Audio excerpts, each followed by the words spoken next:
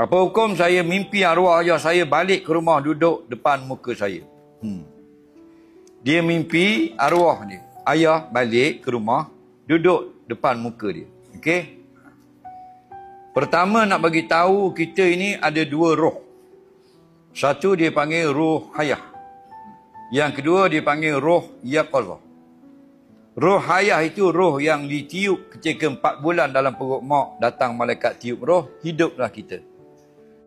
Kalau dia berjalan, pergilah berjalan ikut tempat yang ditentukan oleh Allah. Kalau tidak berjalan, duduk dia di samping jasad. Tidak nampak apa-apa. Baca ada hari kita tidur, tak nampak apa-apa. Ada hari kita tidur, nampak sesuatu. Okey? Yang nampak bukan jasad. Jasad kita sudah senyap.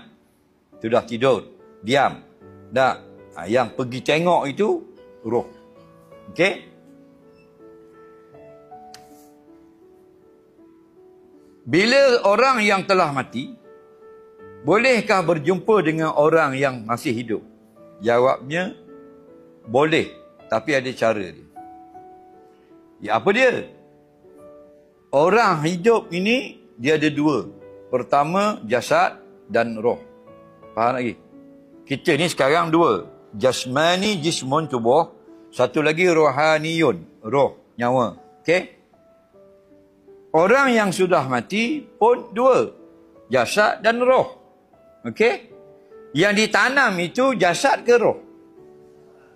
Jasad. Roh orang beriman dinaikkan ke langit. Untuk tinggal di dalam syurga sementara hari kiamat. Betul atau tidak? Betul, hadis sahih. Roh orang kafir tidak diterima. La tufatahu lahum abwabus sama. Tidak dibuka bagi roh orang kafir pintu langit. Maka ada 3 hadis. Kemana roh orang kafir bila tak buka pintu langit? Hadis yang pertama, disambar. Seperti disambarnya helang menyambar burung-burung. Yang kedua, duduk pada zaga barhud. Yang ketiga, duduk pada lubang-lubang tanah bumi. Itu orang kafir. Okey? Baiklah. Kita tak boleh jumpa roh. Kerana apa? Kerana Allah kata wa min waraihim barzakhun. Di belakang kehidupan dunia kita ini ada dinding dipanggil barzakh yang menyebabkan kita tak nampak kehidupan mereka. Tapi yang boleh ialah roh kita nampak roh mereka. Sebab tu dalam kita tidur, roh kita itu kadang-kadang nampak roh orang yang telah mati. Anak lagi seperti mimpi jumpa Rasul, jumpa roh dia. Bukan Nabi berjalan-jalan dalam kubur, bukan. Roh Nabi. Okey, jumpa. Roh dengan roh boleh berjumpa. Lepas tu kadang kita, roh mak kita balik ke rumah. Kadang kita jumpa di masjid, orang yang telah mati 10 tahun lepas. Okey, roh dengan roh boleh berjumpa. Mimpilah kita jumpa ayah. Sampai masa nak bangun, dalam hadis sahih, Allah kembalikan roh kepada jasad. Lalu bangun, mimpi ayah tadi.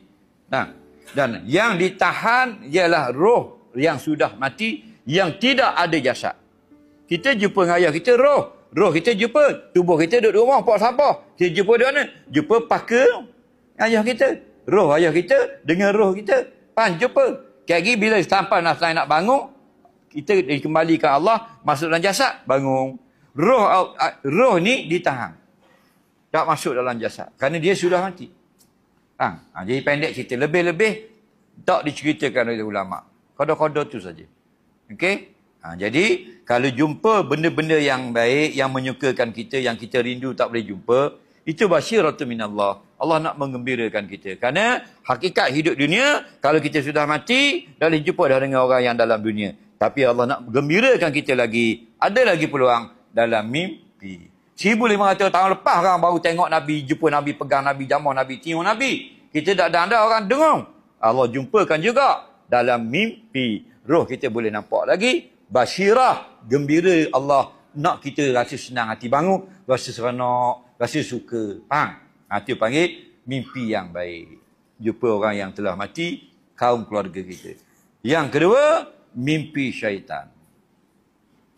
Apa tujuan? Supaya kita bangun, rasa takut, rasa cemas, tak sedap hati, tak sedap perut.